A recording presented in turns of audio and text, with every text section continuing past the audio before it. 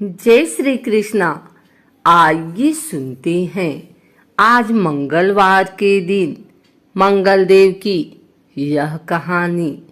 अंगारक, भौम, रक्ताक्ष तथा महादेव पुत्र के नाम से प्रसिद्ध मंगल देवता एक क्रूर देव ग्रह के रूप में जाने जाते हैं। त्रिशूल, गदा, पद्म और भाला या सूल धारण किए इस ग्रह का रंग लाल माना जाता है और इसका वाहन भेड़। वह सप्ताह के 7 दिनों में मंगलवार पर इसका आधिपत्य कहा गया है। मंगल ग्रह को देवताओं के सेनापति भी कहा जाता है। प्राणी मात्र के शरीर में मंगल ऊर्जा, आत्मविश्वास, अहंकार, ताकत, क्रोध, आवेग, वीरता और साहसिक प्रकृति को दर्शाता है और कुंवारा माना गया है। देवग्रह सूर्य, चंद्र और बृहस्पति इनके मित्र ग्रह हैं तथा बुध शत्रु है। मंगल मृगशिरा, चित्रा एवं घनिष्ठा नक्षत्रों का स्वामी है। अग्नि तत्व के मंगल का रत्न मूंगा, धातु, पीतल, तत्दिशा, दक्षिण व काल ग्रीष्म है।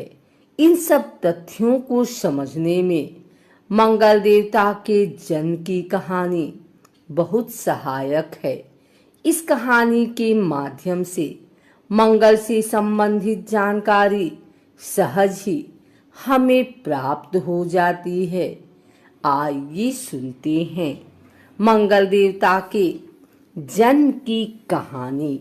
स्कंद पुराण के अवंतिका खंड में मंगल ग्रह की उत्पत्ति का एक पौराणिक वृतांत मिलता है, जिसके अनुसार एक समय उज्जैनीपुरी नाम के एक स्थान में अंधक नाम का एक प्रसिद्ध दैत्य राज किया करता था। उसका एक महापराक्रमी पुत्र था जिसको कनक दानव के नाम से जाना जाता था। कनक दानव के पराक्रम का अनुमान इस बात से लगाया जा सकता है कि एक बार उस महापराक्रमी वीर ने इंद्र को ही ललकारना शुरू कर दिया। इंद्र को इसका जवाब देने के लिए विवश होना पड़ा। सो इंद्र ने कनक के साथ युद्ध कर उसे मार गिराया। इंद्र उस दानव के पिता अंधक को भली प्रकार जानते थे। ये भी जानते थे कि अंधकासुर अपने पुत्र की मृत्यु का बदला अवश्य लेगा। अतः इंद्रदेव अंधकासुर से बचने के लिए भगवान शंकर को ढूंढते हुए कैलाश पर्वत पर चले गए और भोलेनाथ की शरण ली। इंद्र ने भगवान शिव को सारी बात विस्तार पूर्वक सुनाई और अंधक से अपने प्राणों की रक्षा की प्रार्थना की कि हे भगवान, मुझे अंधकासुर से अभय दीजिए। इस पर शिव ने इंद्र को अभय प्रदान किया और अंधकासुर को युद्ध के लिए ललकारा। कथानुसार दोनों के बीच भयंकर युद्ध हुआ और उस समय लड़ते लड़ते भगवान शिव के मस्तक से पसीने की एक बूंद पृथ्वी पर गिर पड़ी, जिससे अंगार के जैसे लाल अंग वाले भूमि पुत्र का जन्म हुआ। शिव के इस ही पुत्र को मंगल, अंगारक, रक्ताक्ष, महादेव पुत्र या हनुमान आदि नामों से पुकारा जाने लगा। फिर ब्राह्मणों द्वारा इन्हीं नामों से स्तुति कर शिवपुत्र को ही ग्रहों के मध्य प्रतिष्ठित किया गया। उसी स्थान पर ब्रह्मा जी द्वारा मंगलेश्वर नामक एक उत्तम शिवलिंग की स्थापना की गई। वर्तमान में यह स्थान उज्जैन में है तथा मंगलनाथ मंदिर के नाम से प्रसिद्ध है। ब्रह्मवैवर्त पुराण में जिक्र मिलता है कि एक समय दैत्यराज हिरण्यकश्यप का भाई हिरण्याक्ष ने पृथ्वी को चुरा लिया और सागर में ले गया।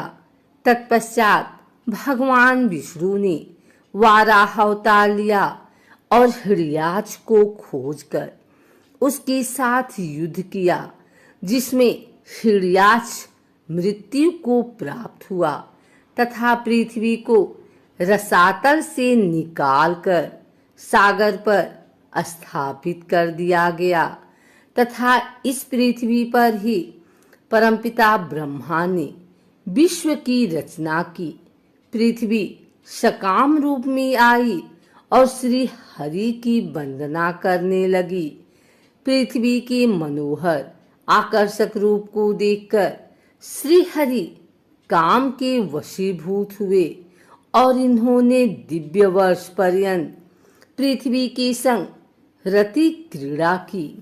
इस प्रकार विष्णु भगवान और पृथ्वी के संयोग से एक महातेजस्वी बालक का जन्म हुआ, जिसे मंगल ग्रह के नाम से जाना जाता है। इसी कथा का वर्णन देवी भागवत में भी मौजूद है। मंगलवार का दिन हनुमान जी और मंगल देव को समर्पित है। इस दिन व्रत रखने और हनुमान जी की पूजा करने से सभी मनोकामनाएं पूरी होती हैं। साथ ही इस दिन व्रत रखने से कुंडली में मंगल ग्रह भी मजबूत होता है। मंगलवार का व्रत रखते समय कुछ बातों का खास ख्याल रखने की जरूरत होती है। इस दिन जाने अनजाने में की गई गलती के कारण बजरंगबली आपसे नाराज हो सकते हैं। आइए जानते हैं इस दिन क्या नहीं करना चाहिए और किस तरह करनी चाहिए। अगर आप मंगलवार का व्रत रख रहे हैं तो कम से कम 21 मंगलवार के व्रत जरूर रखें। व्रत वाले दिन सुबह जल्दी उठें और स्नान के बाद साफ कपड़े पहन लें। इसके बाद पूजा स्थल की सफाई करें और एक चौकी में हनुमान जी की मूर्ति या प्रतिमा रख लें। हनुमान जी के सामने घी के या तेल का दीपक जलाएं। हनुमान जी को फूलों की माला पहनाएं और उनके सामने चमेली का तेल रखें। फिर पूजा करने के बाद हनुमान चालीसा का पाठ करें।